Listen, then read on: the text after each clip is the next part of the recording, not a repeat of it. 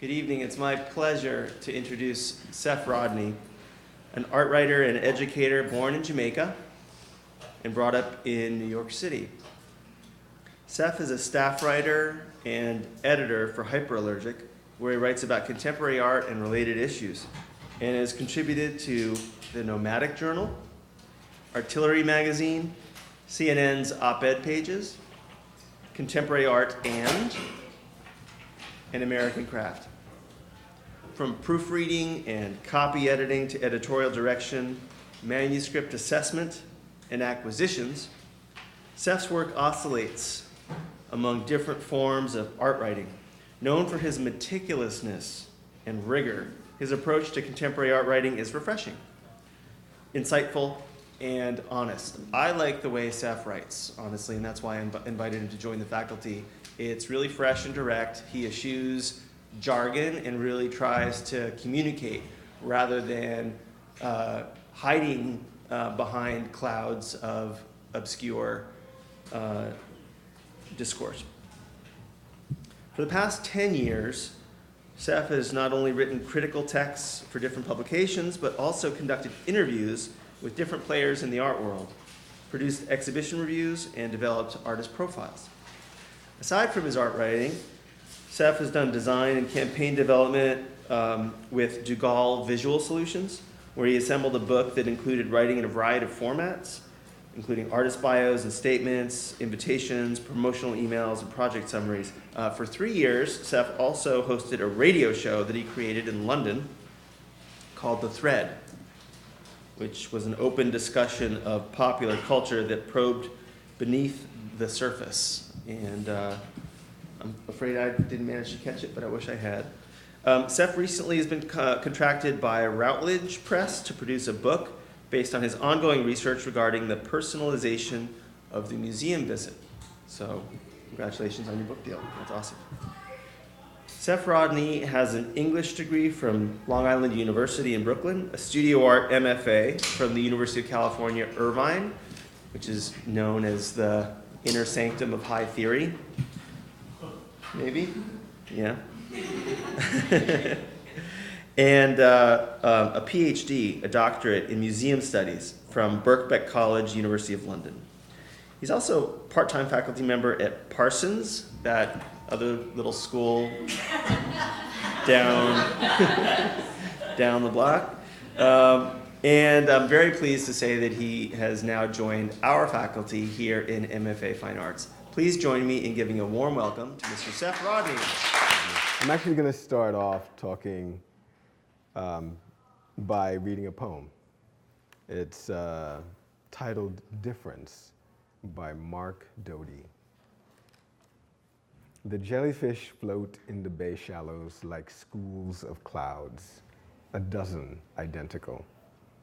Is it right to call them creatures? These elaborate sacks of nothing, all they seem is shape and shifting, and though a whole troop of undulant cousins go about their business within a single wave span, everyone does something unlike. This one, a balloon open at both ends, but swollen to its full expanse. This one, a breathing heart. This, a pulsing flower. This one, a rolled condom or a plastic purse swallowing itself. This one, a Tiffany shade. That, a troubled parasol. This submarine offers all subterfuge in disguise. Its plot, a fabulous tangle of hiding and recognition. Nothing but trope. Nothing but something forming itself into figures, then refiguring. Sheer ectoplasm, recognizable only as the stuff of metaphor. What can words do but link what we know to what we don't, and so form a shape which shrinks or swells, configures or collapses, blooms even as it is described, into some unlikely marine chiffon. A gown for Isadora? Nothing but style. What binds one shape to another also sets them apart. But what's lovelier than the shape-shifting transparence of like and as clear, undulant words. We look at alien grace, unfettered by any determined form, and we say, balloon, flower, heart, condom, opera, lampshade, parasol, ballet. Hear how the mouth in longing for the world changes its shape. So I like to use poetry in my critical writing, and I actually don't think I do it enough. In fact, I don't think I know enough contemporary poetry. I started off writing poetry right around the time I was an undergrad, but since then have moved on to other things.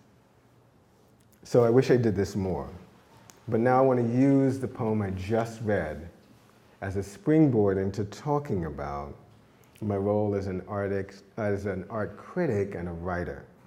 And actually think that those two functions might be put into separate camps, which I'll explain later. I like using poetry because it's the language of slow, considered, keen observation. You have to look at something for a while, like Mark Doty did, in order to figure out that the jellyfish look like, they float like schools of clouds. In the same poem as I just read, I want to pay attention to a specific passage where he says, "What can words do but link what we know to what we don't, and so form a shape which shrinks or swells, configures or collapses, blooms as it is described, even into some unlikely marine chiffon."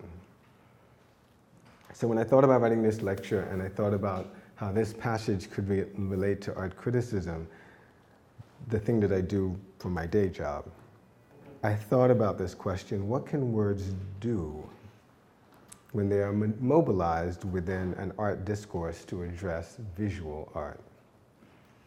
And I think the linking thing, that linking function, is really crucial. I think that words can link what we know to what we don't.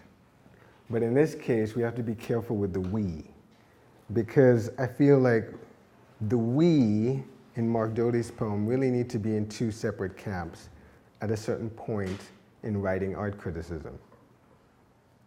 Because when I first enter a gallery, or get an email, or someone tells me about a show, an exhibition, the I that is speaking right now and the people who will read my review later are at that point not yet quite holding hands in the we.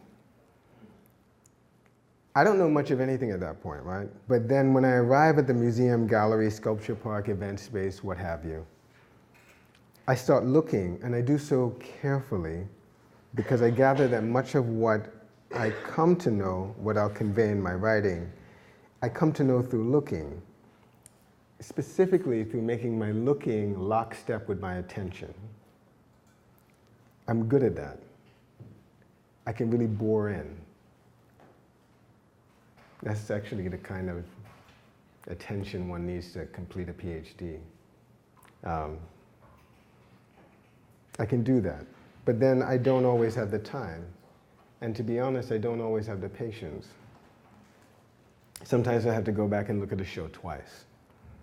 And that's actually really worthwhile because I pick up a lot more when I go back the second time. And it's critical that I do that I get it right. Because at the point I've gathered all the information I need and analyzed the work, and I've sussed out the themes and the resonances, I'm in the position of supplying the words that I think that I know now that you don't as a reader yet.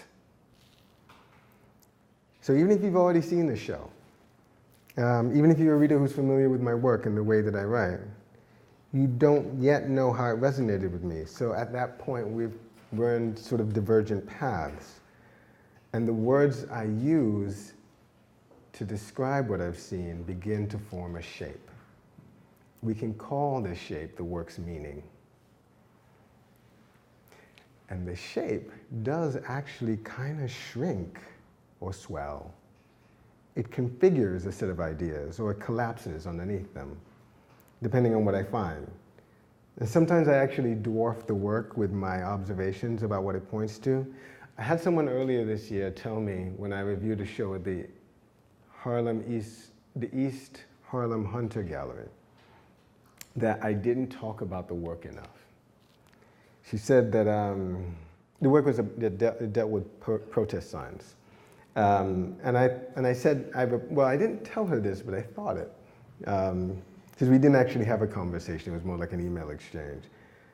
But I thought it was more important to talk about the ideas that the work pointed to rather than just the protest signs. Because there's something about protest, right? Where protest gets fetishized as if it's the one thing that brings about social and political change. And I don't think it is. I think it's a one tool in the toolbox that activists use to bring about that kind of transformation. Sometimes I think the words I use bloom beautifully, as when I reviewed a work of sound and image at the Mila Dream House and described dreams as, quote, imaginative excursions into the self where intuition is the more convincing wisdom. Someone quoted that back to me and I thought that's nice. I caught something there. I also once described in an earlier review a photographer's images as being able to, quote, cradle me in that oceanic amniotic fluid where land, sky, and sea never quite meet and are never really apart.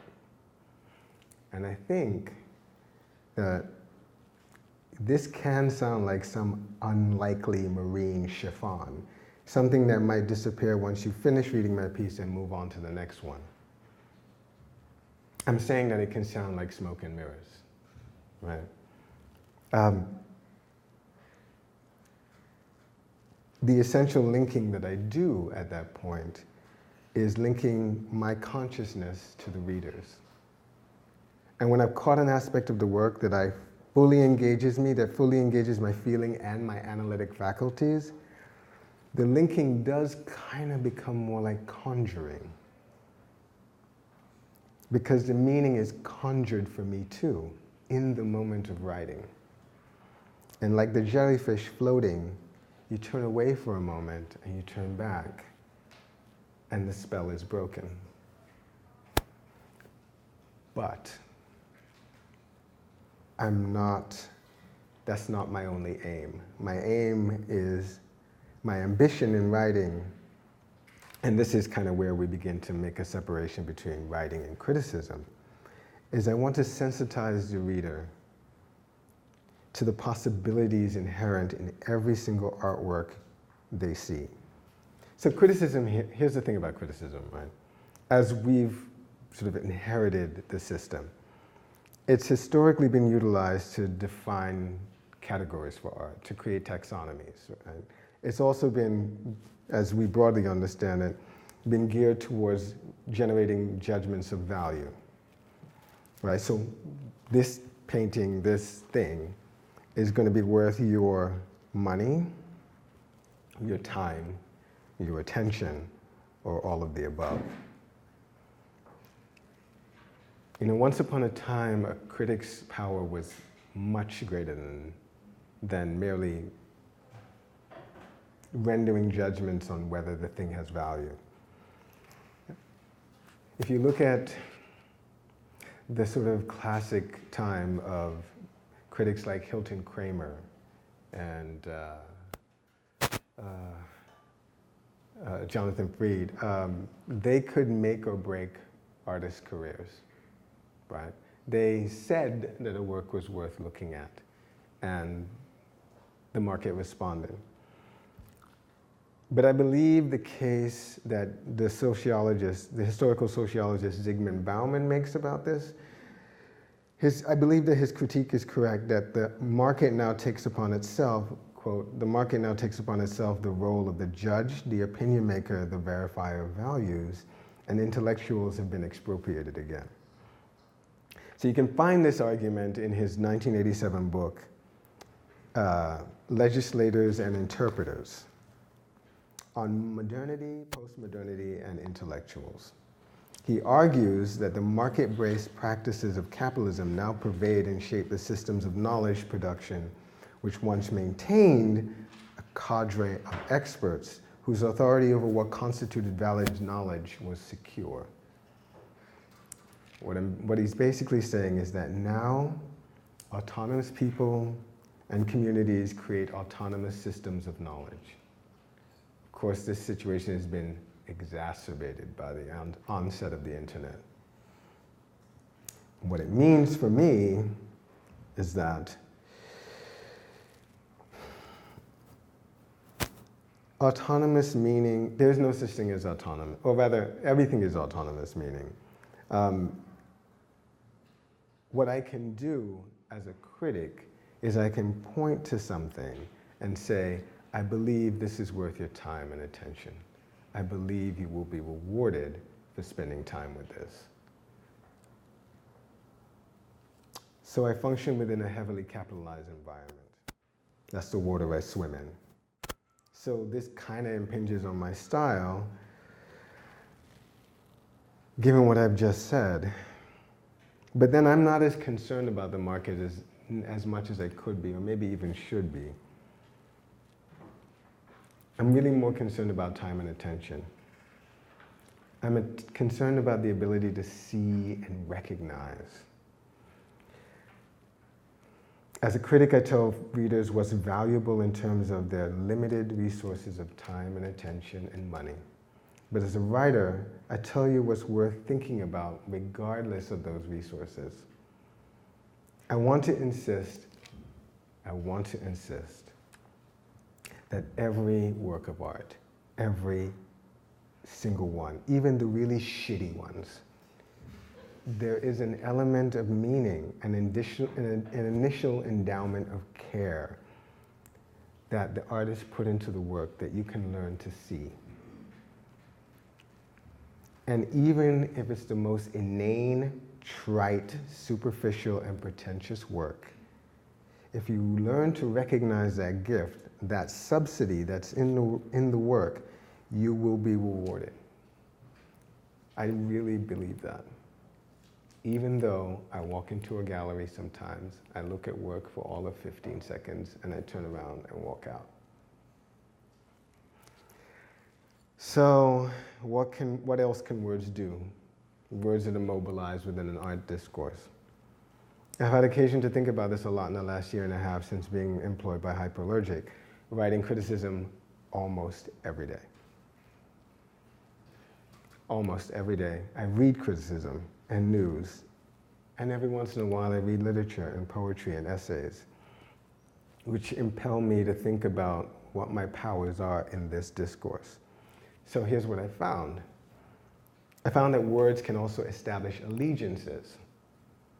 There are several artists whose work I've written about for Hyperallergic, and in some cases, they become something more than just professional colleagues, more than acquaintances, though maybe not fully friends. Maybe allies is the most accurate term. I've come into a knowledge of these people and a sense of what they are, and a sense that we're roughly on the same side. And research and feeling channeled through the words I use mostly did that. So I've discovered for myself brilliant artists. People like Lynn Myers, Trenton Doyle Hancock, Jeff Sondhaus, Tamashi Jackson, Ronnie Quevedo, Teresita Fernandez, Zoe Buckman, David Schroeb. I use words to pry apart what I thought was the sense they were making with their work. And when I thought that the meaning and my experience of the work was praiseworthy, I wrote it like it was. And perhaps on second thought, this is another kind of linking. It's forming a connection between the artist and I, between the artist and me, with words forming the bridge. The words are always saying something like, no matter what I write, the words are always saying something like, I recognize you, I see the meaning of your work.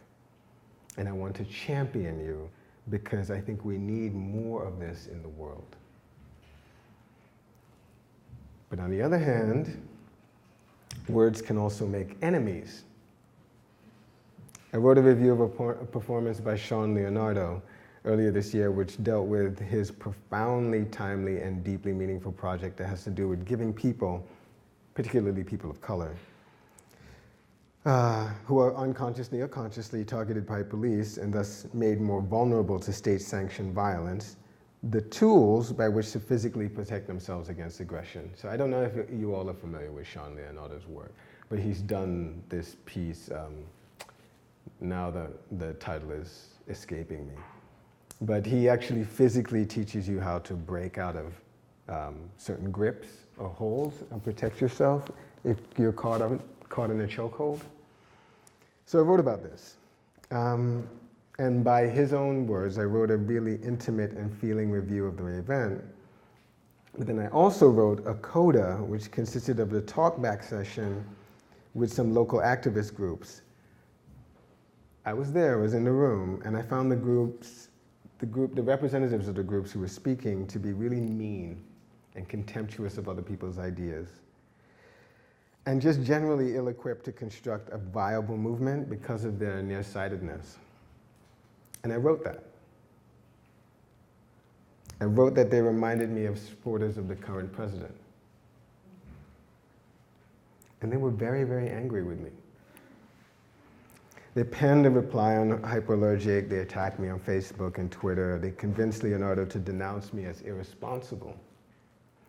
And they generally painted me as someone hostile to their cause of getting rid of the police because they regard them as an occupying force. And thereafter, they also painted me as someone who was hostile to the idea of attaining racial, gender, and economic class justice. So, important lesson. I came to realize that telling the truth as I see it, using particular words, can also cause a lot of mayhem. And that brings me to the thing that I believe and hope that words can do. I want to believe that words can start a fire. And it's weird to think about, not weird, it's perhaps ambitious to think about this within an arts discourse, because I read emails from eFlux and Art and Education, where most of the language is pitched towards this idea of a kind of emancipatory experience with art. The idea that art will somehow sever us from the sort of capitalist tendrils that are binding us to the marketplace. And I actually don't believe that. I don't believe that art necessarily makes you free. I think it might, it could, depending. You know the poem, The Archaic Torso of Apollo by Rainer Maria Rilke? You probably do know the last line. It's the poem that ends with, "You must change your life." And people read that poem all the time. And then they don't change their lives.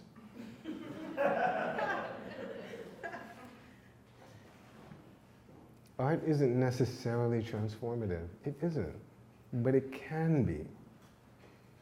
The first time I walked into a museum of art, I was 16.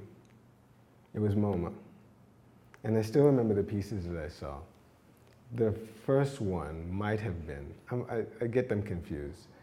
It was either Louis Bourgeois' Sleeper 2, which looked like a kind of catamaran, a kind of boat, but also had this sort of shape of a human figure in the main section of it. But it was also, given Louis Bourgeois' work, looked like a penis. So it was doing all these things at the same time, right? Referencing vaguely African figurative sculpture, sexual reference, humanizing a tool. And I also saw Umberto Boccioni's unique forms of continuity in space, the gold sort of, Italian futurist work that looks like it's moving forward. And I remember thinking, I didn't know that you could do this. I didn't know that you could make objects that weren't supposed to do anything except spur conversation, make you think, make you have an experience. I mean, that was the moment I think that things really shifted for me. And in some ways, after that, the art museum kind of started to socialize me.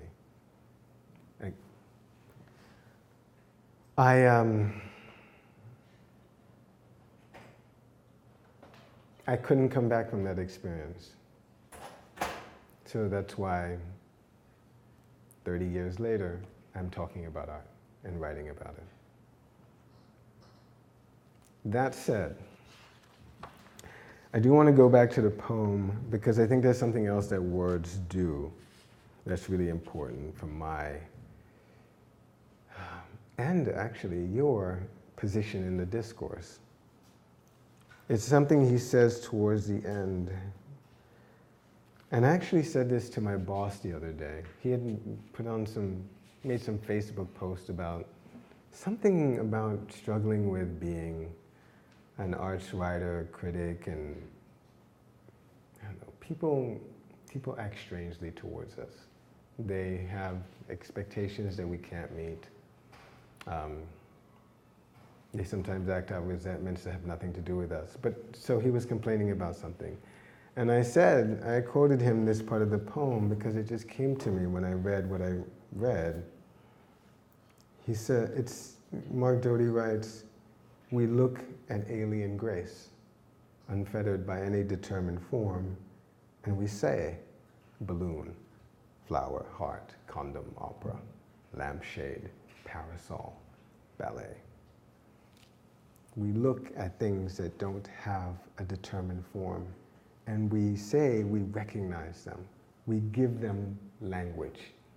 We say that this thing is like this other thing. This thing has the essence of this other thing. We make things understandable. I think that that's really key to what I do.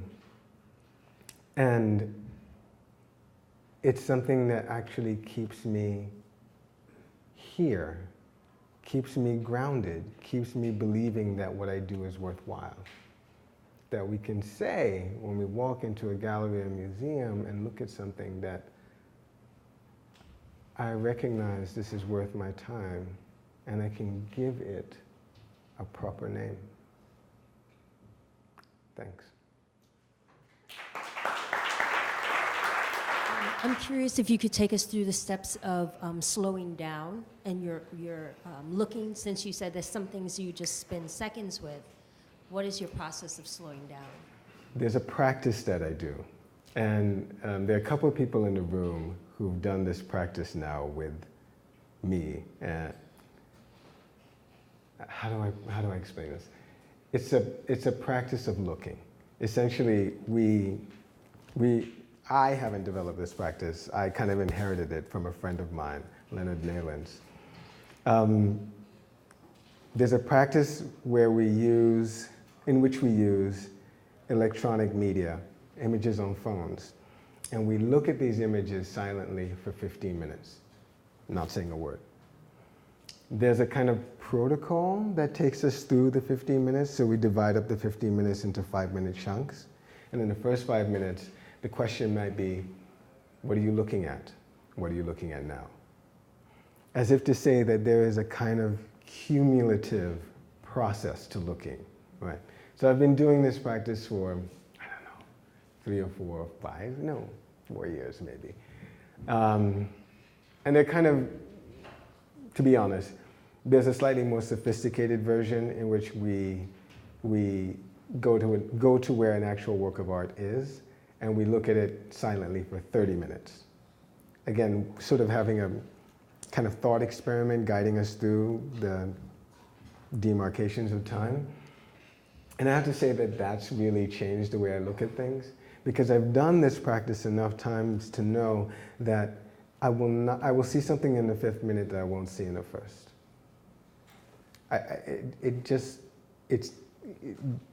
The experience has to be had. You have to actually take the time to just look at the work for 10 minutes and not say anything. So that's the harder one. And if anyone's interested in how to do that or wants to know more about that, feel free to talk to me after. But the other thing I do, and I find like this is, and I alluded to this in the talk, was that sometimes I just go back twice. Like, for example, when I wrote the review I did last year of it was at the Met Brower. Thank you. Kerry James Marshall show. I had to see that show twice. I went the first time and I thought, yeah, I don't have enough time to do this, like to really absorb it. And then you go back a second time and things just open up. So I would urge people, if you really want to get a show, see it twice. See it at least twice. I mean, there may be shows that are worth seeing 3 times. I saw A Subtlety, Kara Walker's Big Sugar thing. I saw that twice. And it was profound both times. I could have gone back again. Okay, so the situation with like Shawn Leonardo and like people's volatile response to like your review, like what did you learn from that experience? And like, would you still go about it the same way? Like you were honest, you know, and that's really important. And sometimes people can't deal with like honesty, but how would you deal with like a similar situation in the future? I would definitely modulate my response. I would think about, because here's the thing that my boss, Hrag, took me aside and we had tea over this. And he said, look, here's the thing, like their enemies are going to use what you've written about them to hurt them. So that's something to take on board, right? Like because that's not why I wrote that. That's not, I don't want my work to be utilized in that way. So there are ways in which I could have taken the edge off of my response. I could not have said what I said about them, reminding me of supporters of the current president, although they did. I didn't have to say that. Here's the thing, here's a really great and valuable thing. I don't have another word for it right now. Craig Ferguson said this. Craig Ferguson, former late night show host. One of the profoundest things I've ever heard, honestly. He said, when I say something in public, I ask myself 3 questions. Does it need to be said? Does it need to be said now? Does it need to be said now by me? And when I ask myself those questions, read that review, I felt like, yeah, it needs to be said. Oh yeah, it needed to be said. It needed to be, I don't know if it needed to be said now, at that point. I didn't know, and I did think to myself, well, if I don't say it, probably no one else is going to say it. It's probably not good enough. So thinking about it, I think, and I've had similar situations come up where I think, I really don't like this. I have to admit, I don't like being politic. I don't. I really think that sunlight is the best disinfectant. And I think that we lie to each other most of the time. But at the same time, I understand that you can't burn down every house that you occupy. When I think about criticism, I think about people like Clement Greenberg. Mm-hmm. I think about the issues that we deal with Jack Winton and Gerhard Richter, the fact that Jack Winton came out with this style like 10 years before Gerhard Richter did, and no one really acknowledged it until the past 5 years. And then I look at the fact that Clement Greenberg, what he he brought light to Jackson Pollock and basically abstract expressionism, and almost wrote the book on abstract expressionism and how it's to be looked at. And he became this advocate. So, and then I look at you as an African American art critic, and the fact that the other, but especially I wouldn't say especially, but the other and African Americans and in African Americans are often not critiqued, and their work is not brought to light. This is good. Thank you for bringing that up. And you're right. I mean, one of the things I did leave out of my lecture, partly because I wasn't thinking about that. I was thinking more about along the lines of the poem. But this is actually something I've told myself I want to do, and I have determined I want to do. And I'm happy you I did. want to spend a good deal of my time and energy and focus finding artists of color and women whose work I think is not noticed. Because I think that the scales are still tilted in favor of, let me put it this way. I have a good friend I did my MFA with, Liat Yossifer, who's a painter out in LA. She's represented by 2 galleries actually. Maybe 3 actually. I think there's a gallery in Germany representing her, one in New York, one in LA. She's doing pretty well. She says that whenever she goes to like her own galleries, the galleries that represent her, like white guy out of Yale, UCLA, Parsons, doing the same work that a woman has done before. Like, and everybody's like, oh wow, this is so refreshing, amazing, this is great. And she's like, she just did that. Right. And I feel like I want to put myself in that fray. Like I want to champion the work of people. It's not just people of color, I should say, but I do pay particular attention to people of color and women because I feel like that light needs to be shone. Like, and if anyone can do it, with what little agency I have, I will try to do that because I do think that that's important. And so in actuality, the list of artists that I mentioned, I know like half of them. Right. I need the list though. Right, but you notice that, but you might have noticed, Jamal, that there, Lynn Myers, woman, Trenton Doyle Hancock, black man, Jeff Sondhaus, black man, Tamashi Jackson, black woman, Ronnie Quevedo, Latino man, Teresita Fernandez, what? Is Jeff Sondhaus' show still up? Until the 28th, yes. Yeah, see, that was a great show.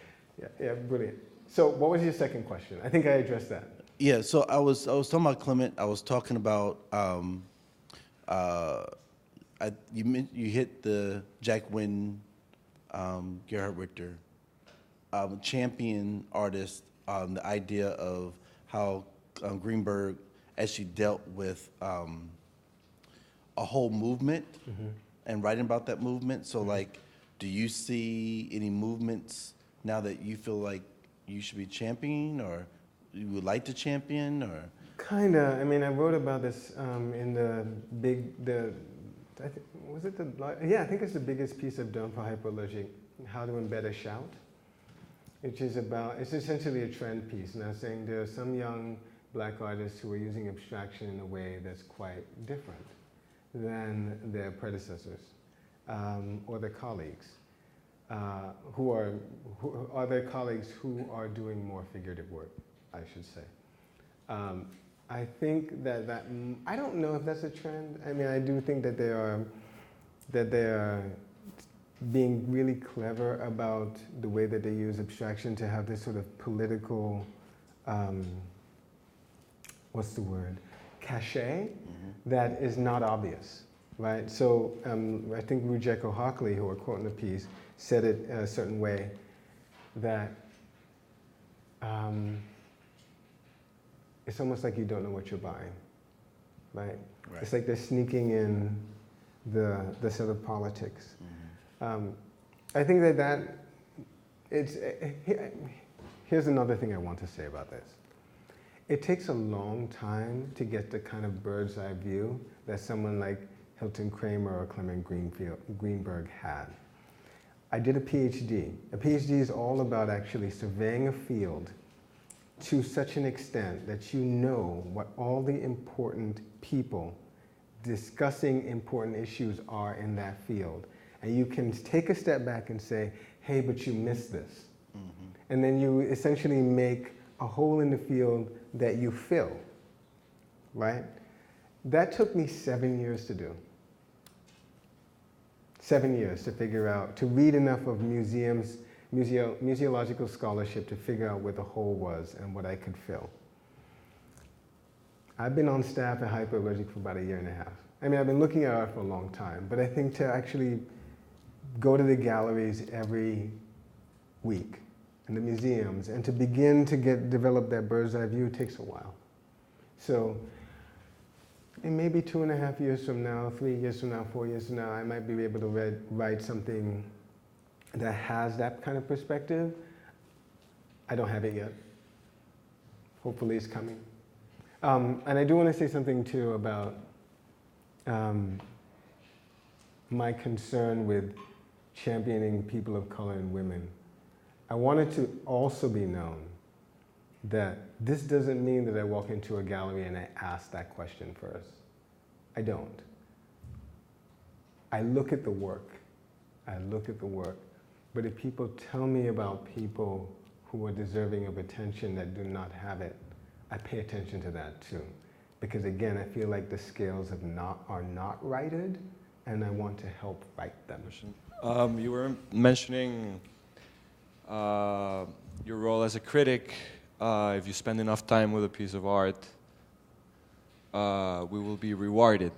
You use this word repeatedly. I'm just curious, how does that reward work, or what is it made of? Teresita Fernandez.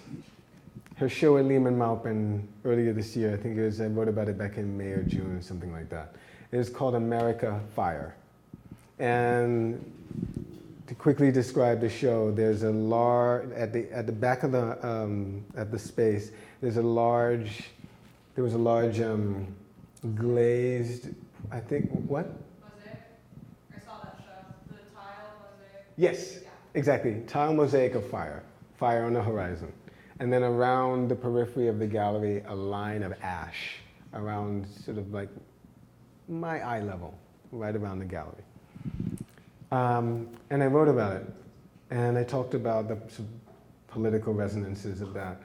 But as I was writing, I wrote something like,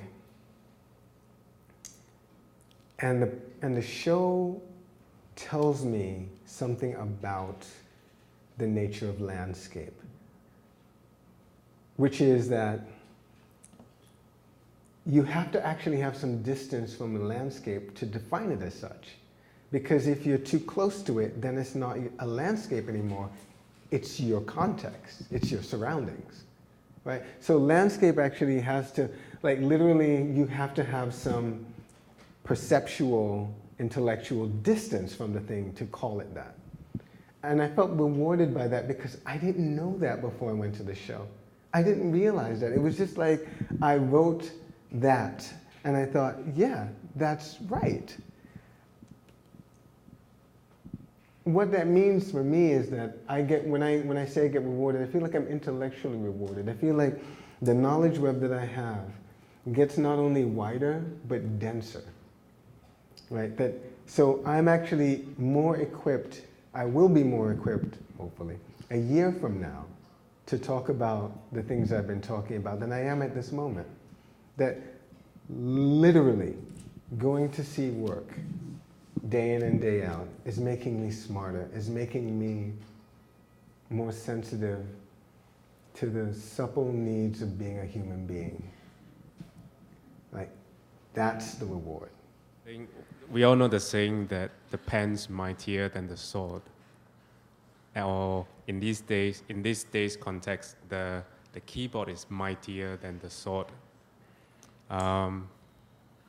So in your role where you mentioned that you could make allies or you could create enemies and potentially make or break someone's career or an artist's career, what does sort of being behind the desk and having so much power mean to you, and how do you approach that?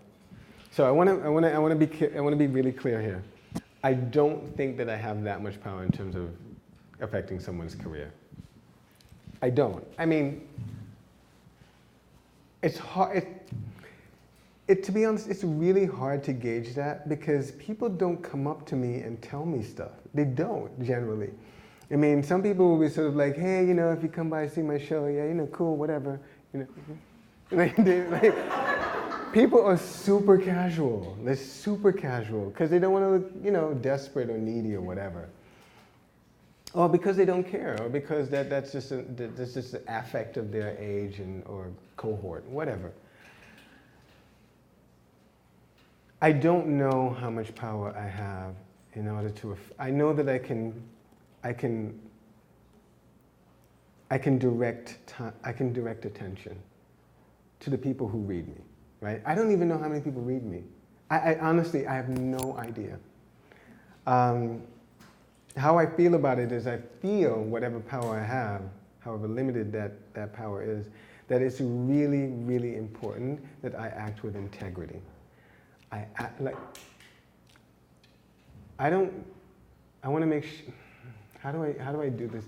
I want to say it in a way that you understand fully how seriously I take this. I need to act with integrity. I cannot. Here's a good example. I wrote a review of a show of a space that opened up in Brooklyn, which is run by a woman who's a director of a major gallery in Chelsea. I like her, and there's a bunch of people that she knows that I know, and la la la la. I wanted to write about this show because I felt like she's opening up this new space and it's kind of underground, and I kind of want to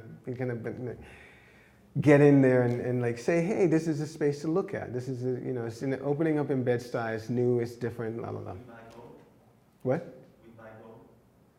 I can't say. But after I wrote the thing up, I was in the process of writing it up. Okay, so in case you all don't know, what happens typically in a place like Hyperallergic, and in places like it, is that I write stuff and then it might sit in the queue for a while until it's edited. So I might see a show like last week and write it up like 2 days later, but it not get published until a month from now.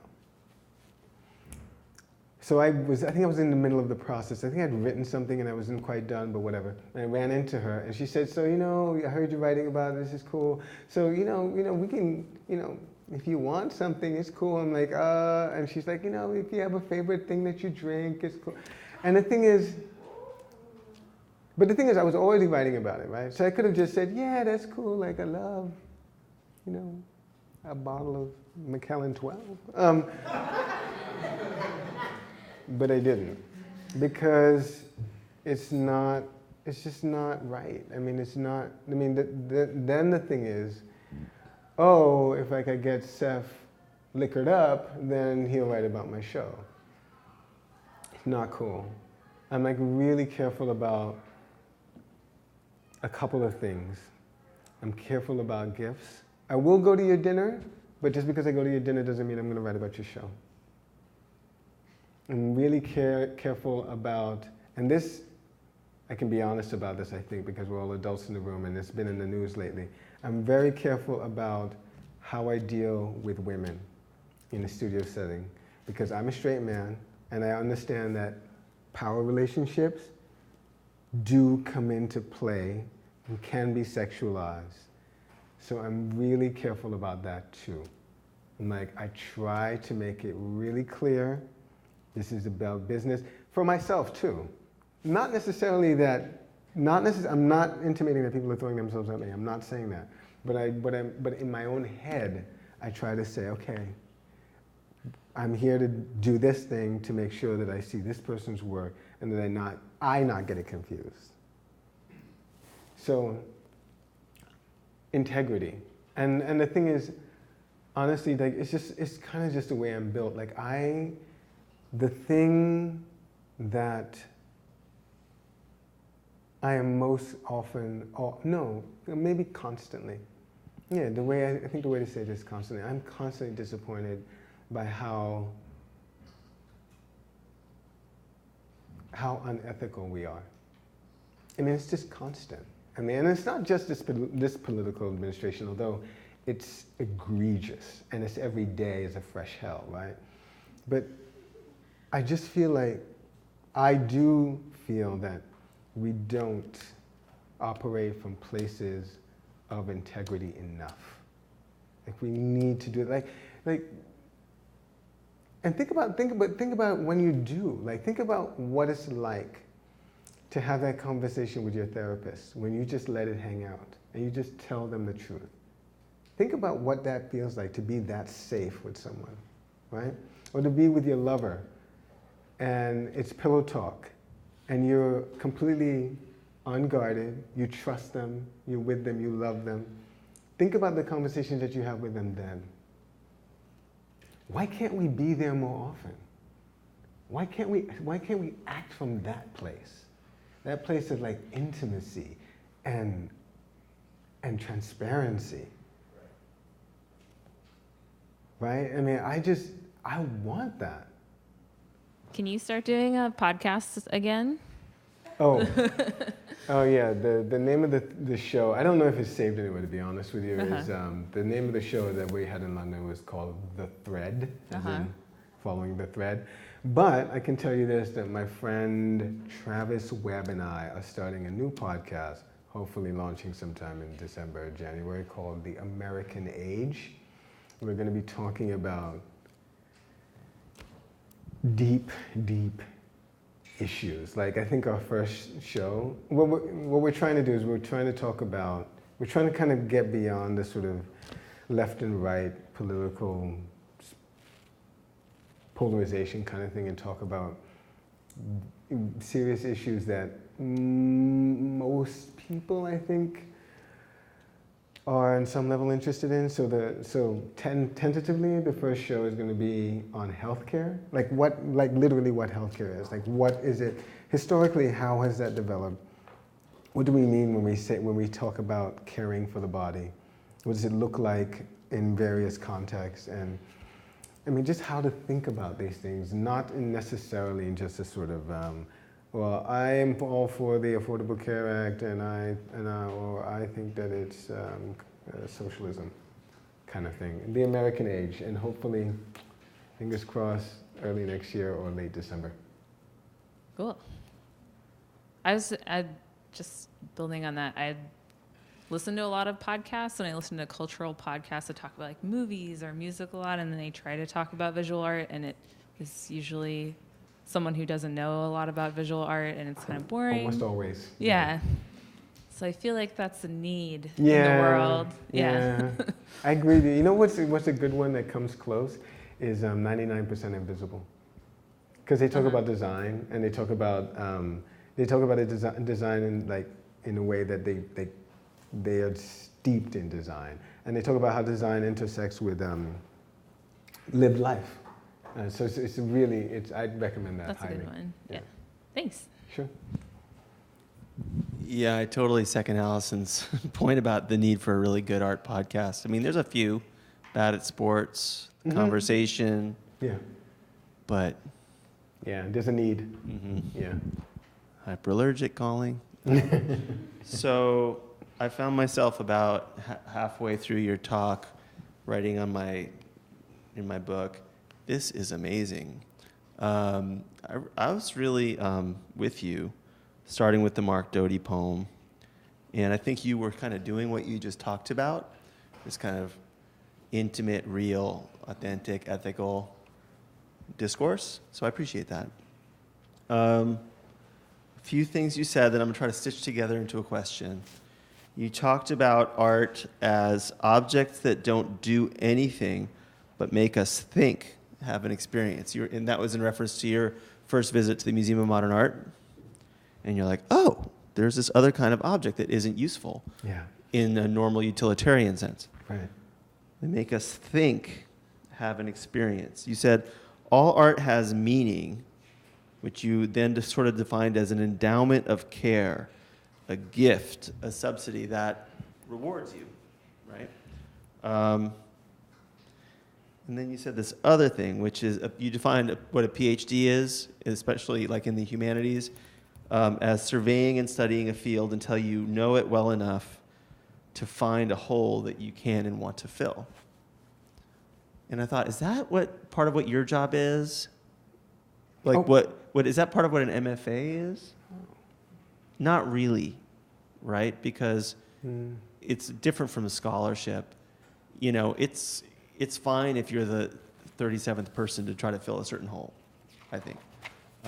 There isn't as much of a, I don't think the art making is as territorial as scholarship is, but Yeah. but nonetheless, there's this thing about meaning making. Mm-hmm. So you just to sort of circle back. So art as something that makes us think or have an experience. You talk about all art having meaning. I'm not so sure. See, I think something that makes you think is something that's making meaning. Right. Right? Right. Or maybe has meaning. Right. So it's about something. Right.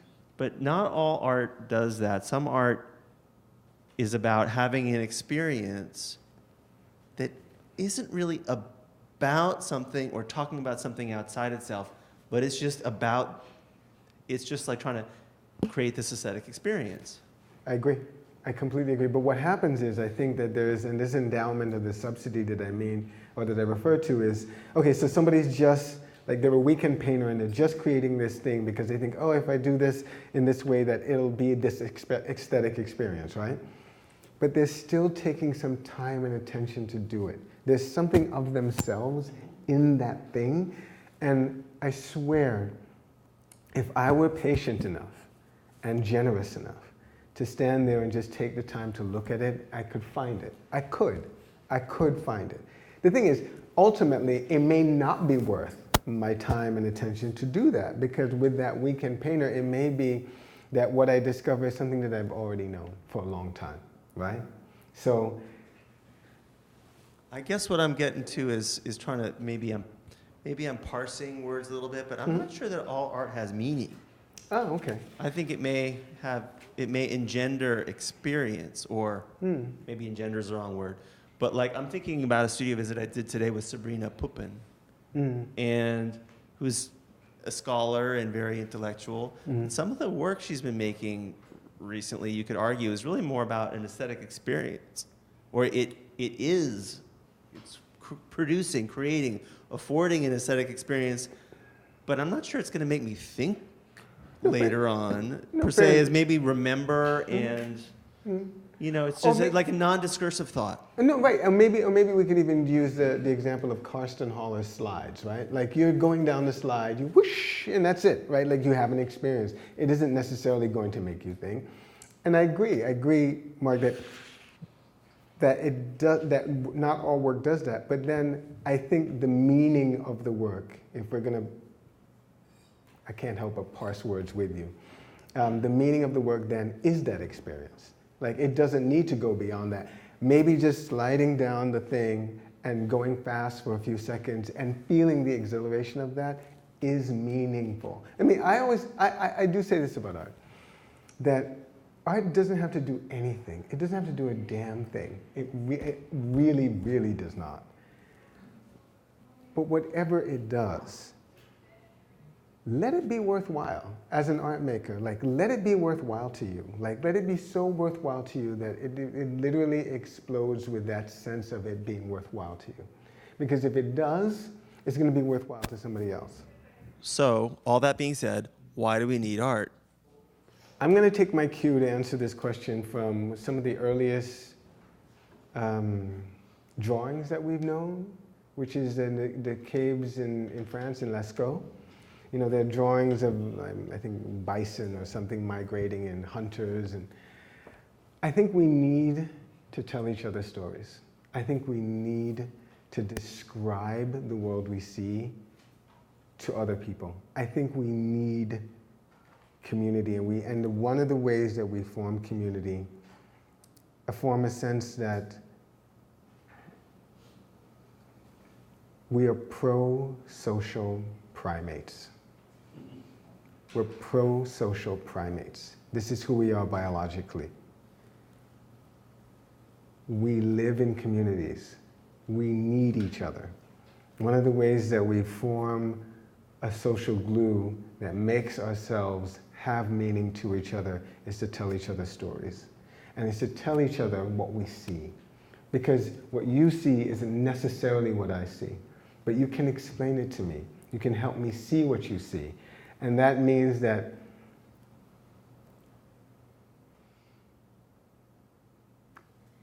in my ancestral vision, there was a moment when we were sitting around the fire and we'd just been fed. And we didn't have to do anything at that point. We weren't hungry anymore, right? We're sitting around the fire, we're comfortable, we're fed. The next day will come and bring whatever it will. At that point, the only thing you have to do is sleep. But we didn't. We told each other stories. We brewed wine because in that moment of togetherness, we wanted to create culture. We wanted to create something that made the passage of time just better. Just better. I think of art that way. Like, you're here on the planet for what, 80 years? Maybe? 70? What's going to make your time better? Like, what are you going to do? You're going to talk about finance? Ugh. What are you going to do to make your time better? Right? Like, what's going to be fun? What's going to be exhilarating? What's going to be fascinating? What's going to glue you to your neighbor? Like, I keep answering all those questions with art every day.